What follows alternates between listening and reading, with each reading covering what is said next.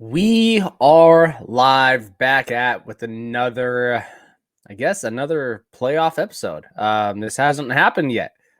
We started this podcast last year, and unfortunately, Eastern Washington did not make the playoffs. We were on the playoff bubble, so this is the first time we are going to have a playoff full-on Eastern Washington football episode, and I couldn't be more excited because Eastern Washington has had really one hell of a decade to where we were in the playoffs every single year. It seems like, we missed 2011, we missed 15, 17, and, this last year. Other than that, it seems like anytime we make the playoffs, we go in a deep run, we perform well. We became a staple in the FCS community. We were a powerhouse, but it's playoff time, man. We got a game in just a few days, so we're going to break down everything that this playoffs has to offer. We're going to talk about the Eastern Washington versus NDSU game. We're going to talk about Weber. We're going to talk about literally everything. But before we do that, we need to trash on the playoff selections. I've been pretty vocal. I think it was a bad thing to have basically, 5 Missouri Valley teams in the playoffs. And, this is not a typical year where we only have, 24 teams and you get 14 at-larges. We have 6 at-larges, which is pretty crazy. And 4 of them went to the Valley. I think that is pretty unacceptable. Sorry about that, guys. But I think that is pretty unacceptable, especially when you have some of the teams that actually got selected. So just to give you a little bit of a breakdown. So we had North Dakota State in there, of course. South Dakota State won the auto bid, so they get to be in the playoffs. That is perfect. North Dakota, the old Big Sky team who was pretty mediocre, but had a couple of runs every now and then. They ended up making the playoffs too, and that was well-deserved. Their only loss was in North Dakota State, but they beat South Dakota State. They beat Southern Illinois. They pretty much beat everyone else that was put in front of them. But now we have the 2 other teams where I am not positive they deserved a bid. So for one, you have Missouri State. Missouri State goes in this season 5-4. Now, what you're thinking to yourself is, wow, they have 4 losses. How did they have 9 games? They played in the fall. They have an FBS loss. They have 2 losses to Southland team. They lost a UCA twice in the fall. So if Missouri State is the 4th best team in the Valley and they deserve a playoff bid, they shouldn't have lost to 2 Southland teams. I get it was the same team, but they still lost. I don't. Then they come in, and Missouri State specifically only played one of the top 3 teams in the Big Sky. They only played North Dakota State, and they got shut out 25-0. They did not play North Dakota. That game got canceled multiple times due to COVID protocol. They did not play South Dakota. I don't think they were even ever on the schedule. So they lose 3 FCS games. They only play one of the top 3 teams in the Valley. How do they have a playoff resume? Because they beat Southern Illinois? Well, that's my other problem. Everyone's saying, yeah, Missouri State beat a playoff team. They beat Southern Illinois. Southern Illinois is only a playoff team because the playoff committee put them in there. Southern Illinois also has 3 losses. Southern Illinois, they're hanging on their number 1 biggest win of all time, which, they're still saying we beat the number 1 team in the nation because they beat NDSU. NDSU is not the number 1 team in the nation. NDSU is 1 loss away from not being a playoff team. That's how I see it.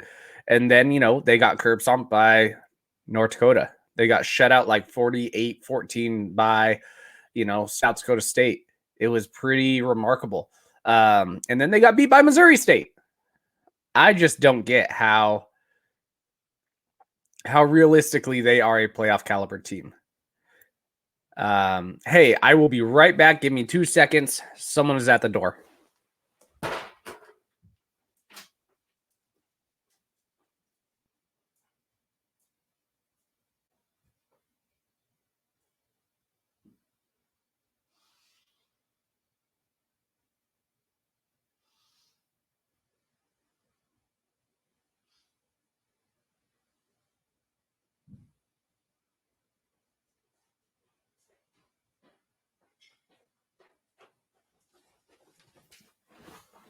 Amazon packages. It's a good time. But yeah, I mean, I just don't see how they deserve the playoffs. I don't think any conference with only 4 at-larges or 6 total at-larges, 16 total bids, 10 of them being auto bids, deserve a playoff. 5 teams from the Valley, I think that's overkill. Now, my thing is, I'm not going to say that they probably are all in the top 16 teams and best teams in the nation. But the thing is, you have teams like Davidson, champions of the Pioneer. You have teams like Holy Cross. You have teams. I already forgot some of the other teams, but those teams, in my opinion, aren't even top 16 teams to begin with.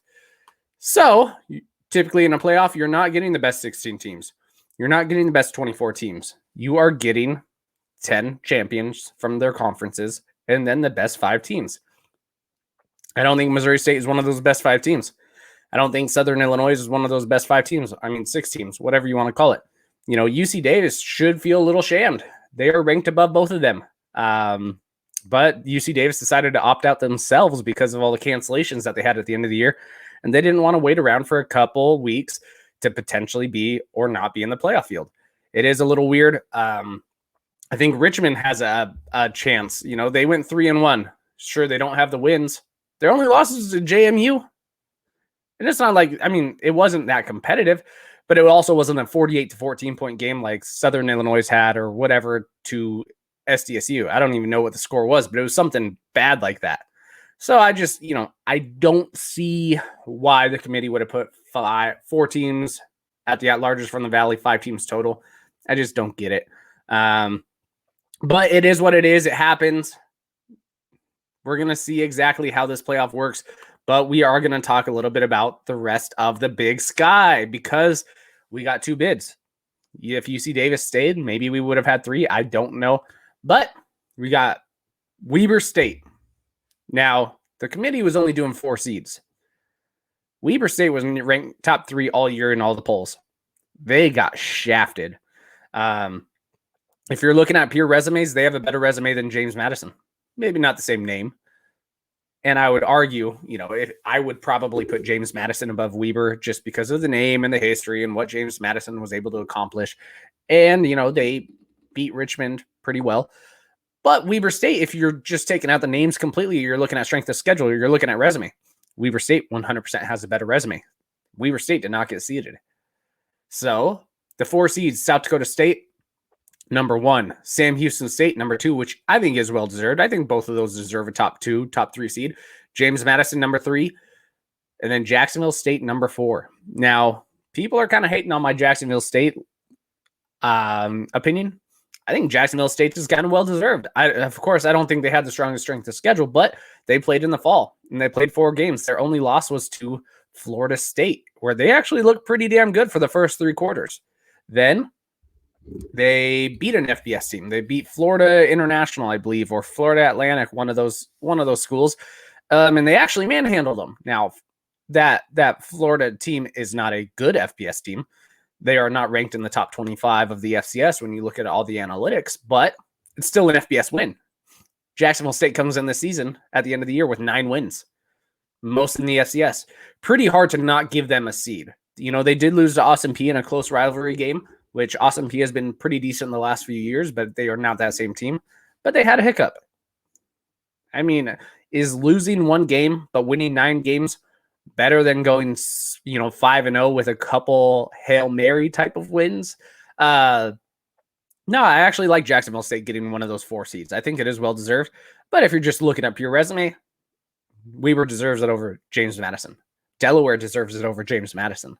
And that's what I think is kind of weird because when you look at pure resume, James Madison doesn't have the resume to be in the top 4, but they got the name. They have the historic past. And no one would be surprised if James Madison won it all. Maybe people would be more surprised if Weber State won it all. But Weber State got shafted. It's not even just because they didn't get a seed. It's because of the bracket they were put in. So they are put it. They get a Missouri Valley team round 1, which I kind of knew all of that was going to happen. I thought they would have maybe got UND, but they got Southern Illinois, who is that team I was talking about from the Valley that doesn't deserve to be in the playoffs. But stylistically, I think this is a very close game. I mean, Southern Illinois can beat you in a shootout, but they have struggled versus some very good defensive lines.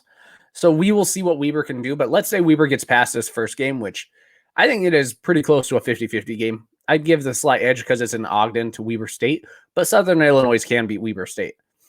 Then they got to go to South Dakota State and Brookings, the number one team who has looked arguably the best the last multiple weeks of the year. They just, manhandled North Dakota State. Weber State, they may potentially have to go to South Dakota State. That is not a game I would pick Weber State to win in, even though South Dakota State did get beat by North Dakota earlier in the year. And Weber State and North Dakota kind of play a similar type of game. I think Weber State is more physical than North Dakota. I think they are better on the lines than North Dakota, but North Dakota's offense is a little bit better than Weber State's. So that's kind of where I'm like, man, maybe the matchup isn't as bad as what I'm actually thinking it to be, but still, I don't see how Weber State gets out of the quarters. I'm not picking them to get out of the quarters, which is a bummer for the Big Sky because Weber State is potentially a top 4 team in the nation based off of resume, based off of everything, and they kind of got shafted and they have to go play the number 1 team in the quarters. So that's kind of the bummer. But then you got Eastern Washington, who equally shafted. Out of the whole bracket, Eastern Washington has the toughest road because also all of their games are going to be on the road. So for one, we got North Dakota State. Obviously, North Dakota State has done pretty damn good in the playoffs if you have heard anything about them. They are like 40-2 the last decade. It is Eastern Washington was one of those wins. James Madison was one of those wins. They've only lost to the champions of the year. Other than that, they have shut out everyone. They have played extremely well. Even when they have some little hiccups in the regular season, their playoffs are a different animal. They seem to get up for the playoffs. So let's say Eastern Washington gets past North Dakota State. Well, guess what? Now we got to play probably Sam Houston in Huntsville, Texas. Sam Houston State has looked phenomenal all year. And if you are looking at Sam Houston State, as a historic standpoint, besides one game, the last game, there's been a lot of close games for Sam Houston State, but they have owned us. They have owned the Big Sky in general. Sam Houston State has done extremely well versus the Big Sky. Now, we will see. They have not faced another team like an Eastern Washington. But Sam Houston State is not going to be an easy game. Then let's say we win that. We most likely have to go to James Madison. James Madison has been easily the second best team of the last 5 years. Even with their last 5-year resume, you can argue they have been the second best team all decade just because of that last 5-year resume. They have been an absolute power. They've been in 3 of the last 4 championship games. They have played North Dakota State really to the wire in those championship games. But yeah, let's say Eastern Washington then has to play James Madison. Let's say we get by them. Well, the championship game is most likely going to be against South Dakota State then. We will have to have played, arguably, the 4 best teams of the 2010s. Maybe South Dakota State's not quite in that best 4 teams of the 2010s. But you know who's in the best 3 teams of the 2010s outside of Eastern Washington? Sam Houston State, North Dakota State, James Madison. Though, us and them, we are the 4 best teams of the 2010s by far. Most semifinals, most championship appearances, most championship wins, of course, because of North Dakota State. Most playoff wins, most wins in general. I think those 4 teams all have 96 plus wins. Of course, North Dakota State has like 180 because it's North Dakota State. But it's pretty incredible how this lined up with the right side of the bracket being just murderer's row on paper. Now, maybe we're not murderer's row on the field. We will have to see how it plays out. But on paper, you have South Dakota State, the best team in the FCS right now on one side. All of the other top dogs are on the other side. And it's going to make one hell of a playoff. I'm kind of excited about it. But yeah, let's talk about it. So we are going to be facing North Dakota State. Okay, this is at, it's at 2:30 Central Standard Time, 3:30, Eastern Standard Time, probably on ESPN3, I think. But we are going to be playing North Dakota State, a team we're very familiar with. We have gone, we beat them in 2010. In that controversial, is it a fumble? Is it not a fumble? Brock Jensen play in overtime, which, that was kind of the emergence of North Dakota State after that game. they were never the same. They became a true power.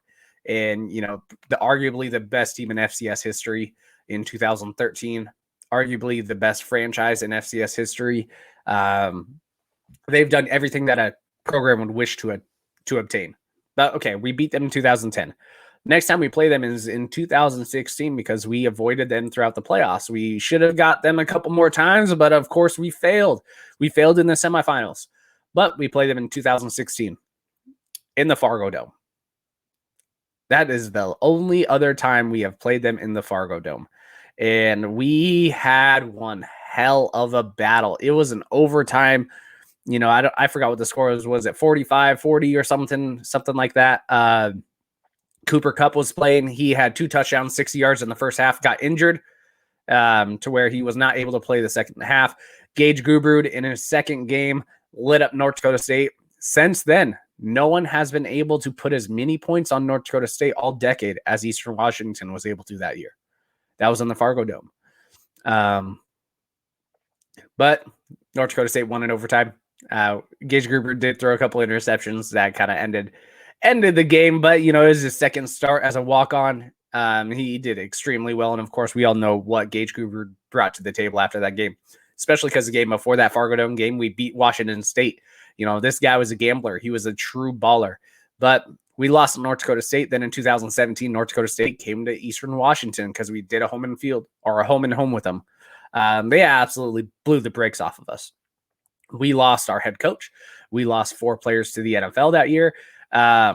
It was tough. It was a full rebuilding year, and North Dakota State was as good as ever before, and they absolutely throttled us. That was our only really bad win or bad loss.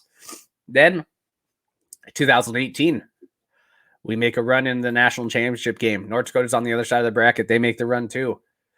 Well, it was a very close game. North Dakota State ends up winning by 2 touchdowns because Easton Stick on the last kind of drive, he was able to secure it and break out for a big run. He was a difference maker in that game. Now it's 2 years later. We get the same type of game, but in the first round of the playoffs. Arguably the best team in the FCS last 10 years versus, you know, top 3. We are playing each other in the first round. That does not happen very often. But here's some keys to the game. So for one, North Dakota State, they are not the same team as the years past. Okay. They typically, in all of their years that they have won a national title, they have had one of the following: a great defense with a very good offense, or a very good offense, or a great offense with a great defense. You need to really, in this playoff caliber field, you need to be very balanced across both sides of the ball. North Dakota State is not very balanced on both sides of the ball this year. They have a very good defense. I don't think it's great. They have a very good defense. Then they arguably have the worst offense that North Dakota State has ever fielded since they have joined the FCS. And of course, statistics don't mean everything. You know, they're still what, 6-2. They're still looking pretty good. They're still in the playoffs, but they will have statistically the worst offense Eastern Washington has seen all year. Yes, Cal Poly has a better offense. Yes, actually, that might not be true. Cal Poly might have a worse offense. Other than Cal Poly, NDSU might have the worst offense we've ever seen. Idaho is ranked above North Dakota State in their offensive schemes. Weber State, who has a really bad offense, according to most of the Big Sky viewers, is a better offense than North Dakota State this year. So it will be interesting to see. And Eastern Washington, of course, they are the number 1 offense in the FCS, like every single year. We are by far the best offense North Dakota State will have seen all year. But North Dakota State is going to be the best defense Eastern Washington has seen all year. And we have struggled in games like Idaho with a very physical front 7 of Idaho. North Dakota State has a very physical front 7 as well. I think this game is going to be a battle on, you know, who is weaker, what has a better line, which one is going to give, which one's going to break. But in terms of like total offense, Eastern Washington is number 1. North Dakota State is, let me look it up, number 50 in the FCS. So they average 339 yards, 5 yards per play. Eastern Washington is, you know, almost 7 yards of play and 562 yards a game. we average more than 230 yards more a game than them. That's pretty impressive. My math might have been off on that. Let's see, 562, 340. So yeah, not too bad. 220 yards. Now, defensively, this is where it's going to struggle because maybe North Dakota State's offense is going to look pretty good against our defense. We are not the worst defense they have seen, though. There are 3 other teams that they have played that have a worse statistical defense than us. And we are playing better offenses than any of those teams. So maybe that kind of helps. But North Dakota State, which is kind of weird, they only have the number 23rd ranked total defense. Normally they are a top 3. So this is a big loss for North Dakota State. They are averaging 4.8 yards, given up per play, which that's not too bad, but it's not great. Eastern Washington, I don't even think we are in the top 50 on total defense. Let me look it up. We rank number 57. We give up 5.24 yards a play. We've given up 19 total offensive touchdowns. We give up 366 yards a game, where North Dakota State, again, they've given up 18 touchdowns. Now they've played a couple more games than us, of course, and then 4.88 yards play for 304 yards.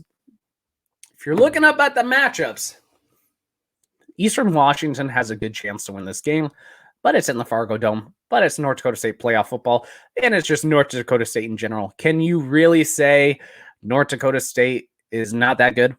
No. They are a damn good team. Here's kind of the difference makers for this. Okay. They have 2 quarterbacks that they've been kind of rotating, and North Dakota State has announced Zeb Nolan is going to be the quarterback. I think they are lying to us.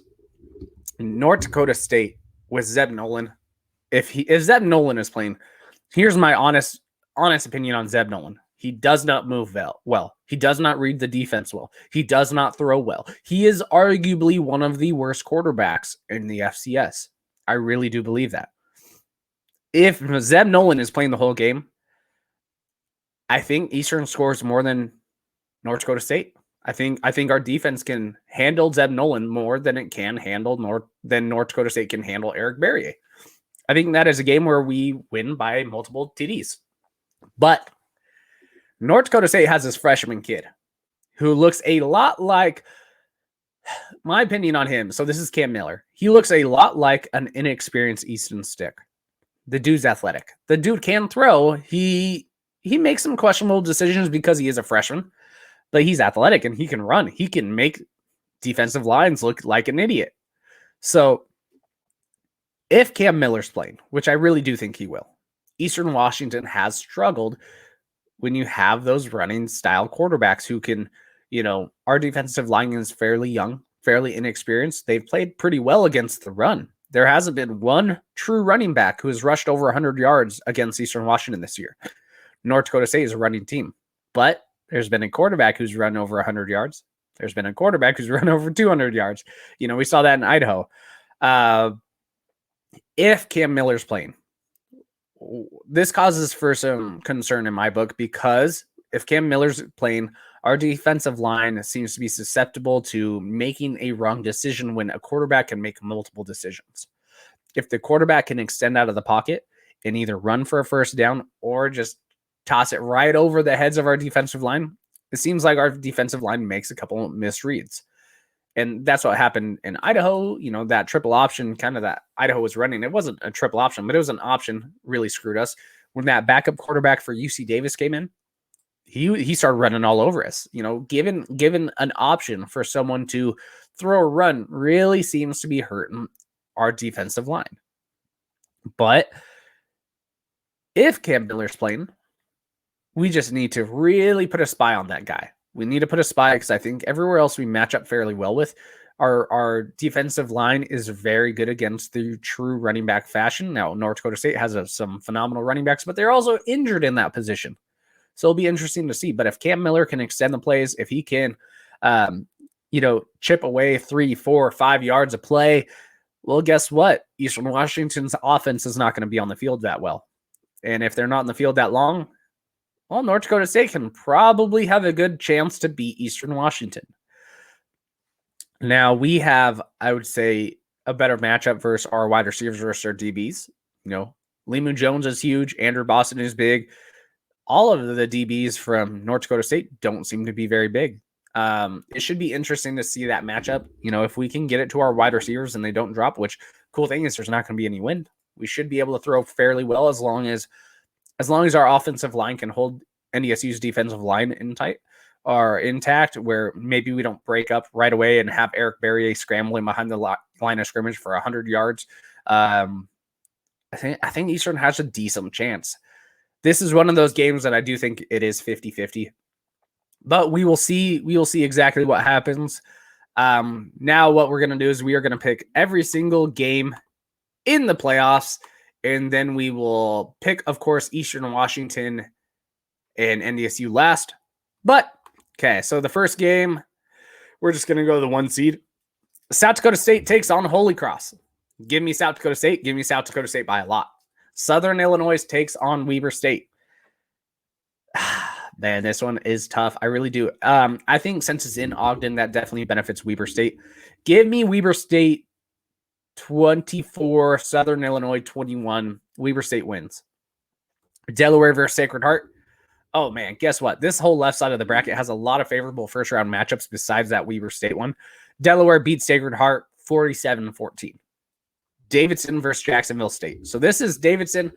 They are out of the Pioneer League. They beat San Diego to finally take a Pioneer League spot. So, that left one more West Coast team off the whole map. But Jacksonville State, number 4 seed, Davidson, the winner out of the Pioneer League. Give me Jacksonville State 35, Davidson 17. I think it's going to be something like that. Davidson is a heavy run offense. Jacksonville State may be the best run defense in the league. James Madison versus local in-state VMI. VMI, the Virginia Military Institute. They have never made the playoffs before. They're out of the SoCon. They are the new SoCon champs. They are playing James Madison in-state. They're going to be pumped up for this. But this is not going to be a pretty game. James Madison wins 28-7. Missouri State versus North Dakota. Now, I know I was bashing on Missouri State a lot in the beginning. But I think they win this game because North Dakota has not played in over a month. And Missouri State, they at least have played a couple games. I think there's just going to be a weird game where North Dakota State comes out very flat. They maybe give up 14 points in the first half, and they just can't get it back together.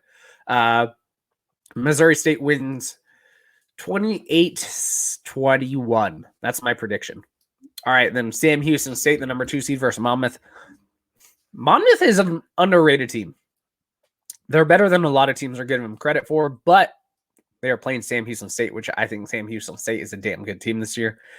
Sam Houston State wins 38, Monmouth 24. I think Sam Houston State, rolls out with it. Seems like there's a lot of blowouts on this playoff prediction bracket that I'm pulling. Now we have Eastern Washington, North Dakota State. All right.